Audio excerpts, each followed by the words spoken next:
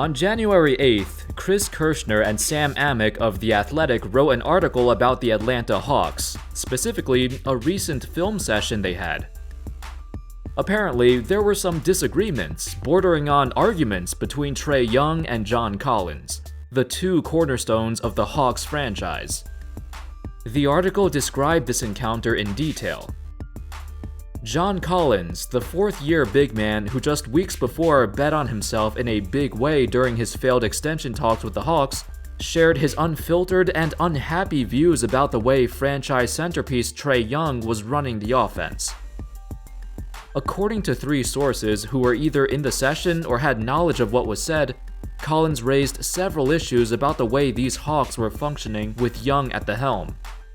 Collins talked about the need to get into offensive sets more quickly and to limit all those early shot clock attempts that leave his teammates on the outside looking in. He shared his desire to be more involved and expressed a desire for more ball movement and flow on offense.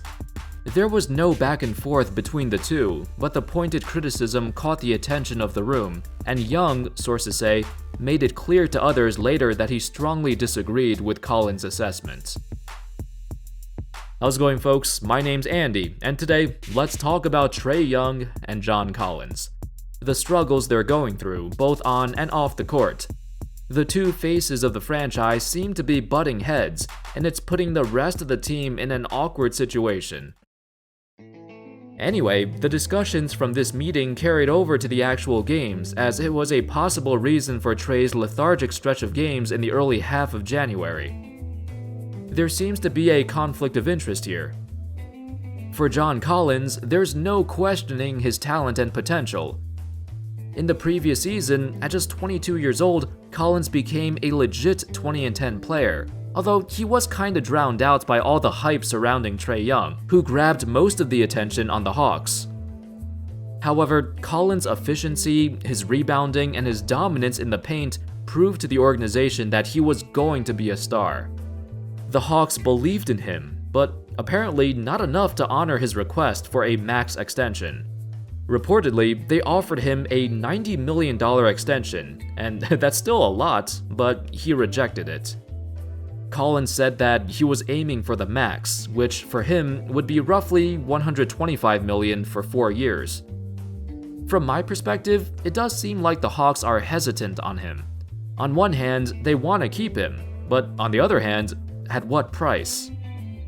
Recently, they've also added other frontcourt players. Clint Capella was acquired in a trade last year, and over the offseason, they signed Danilo Gallinari and drafted Okongwu at number 6, a possible replacement for Collins.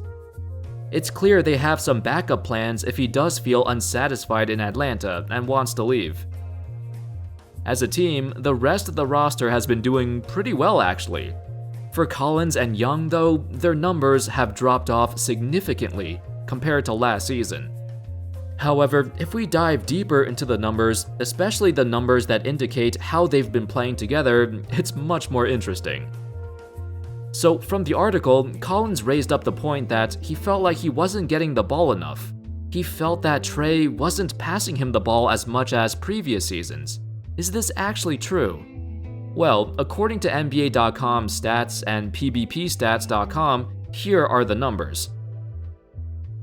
In Trae's rookie season, per 36 minutes, he passed the ball to Collins 22.3 times per game, generating 4 assists to him. That was 8th in the entire NBA out of every 2-player combination. In Trae's sophomore season, he assisted Collins 4.7 times per 36 minutes. That's even better, and Collins had a career season. However, so far in the 2021 season, that rate has dropped to just 3.6 assists per 36 minutes. It's not because Trae is not passing the ball enough, it's that he's actually passing the ball more to other players instead of Collins. So it is true that Collins is getting the ball way less, but overall, Trae has spent more time getting other players involved in the offense, which is what he talked about in the film session. His most assisted player is no longer Collins, it's DeAndre Hunter, a second-year wing player, who's also made tremendous strides. So far, their offense has looked way better than before. going from 26th in offensive rating to 13th. That's a massive improvement. Overall, the Hawks' offense has shifted more to the wings and slightly moved away from the paint, which upset Collins, but it's worked out better for the team. Here's where the conflict of interest comes in.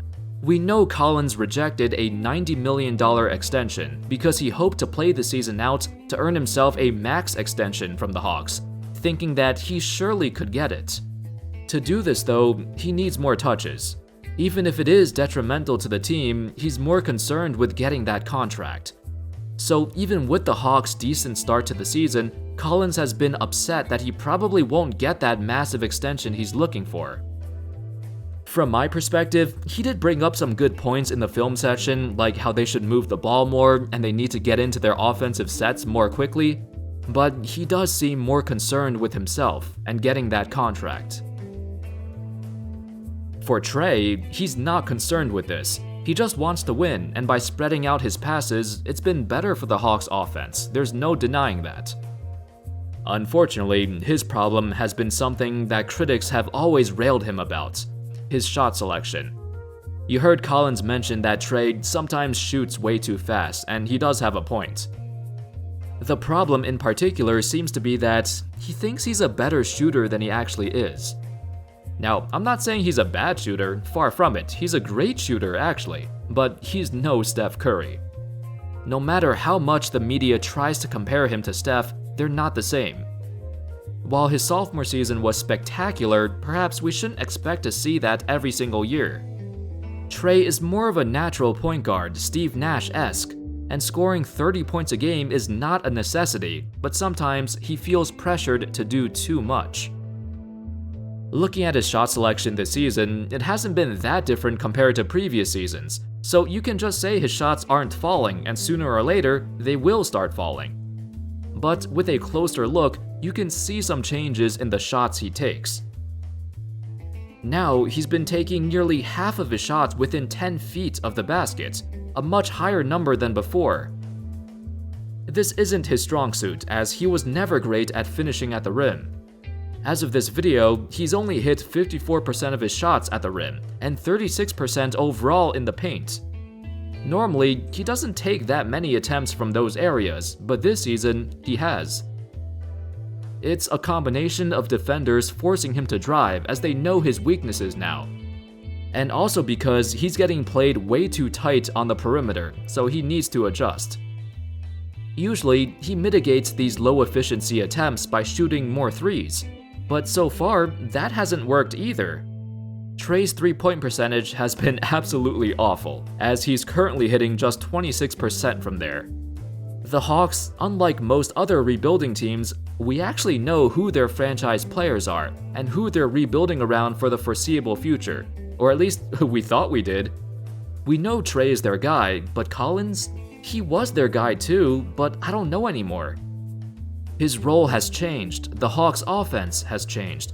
He's been getting less touches to his dismay.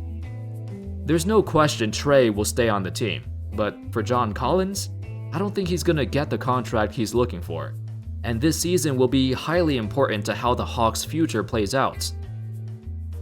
There's been rumors across the league that Collins is a player that many other executives and GMs are paying close attention to.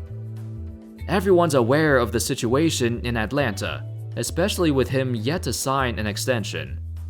While the Hawks haven't explicitly said he was available, we might see them starting to take some calls as the deadline approaches. Needless to say, the Hawks were once a 60-win team not too long ago, and despite blowing up their roster, they've rebuilt very well and very quickly. But they're going through some growing pains. Collins' future is uncertain, and we don't know if his situation is salvageable. Thank you all so much for watching. Let me know your thoughts on these two guys, and do you foresee a possible scenario where Collins gets traded by the deadline? On the flip side, do you see a scenario where Collins actually gets the maximum $120 million he's looking for? I feel like the former scenario is more likely to happen.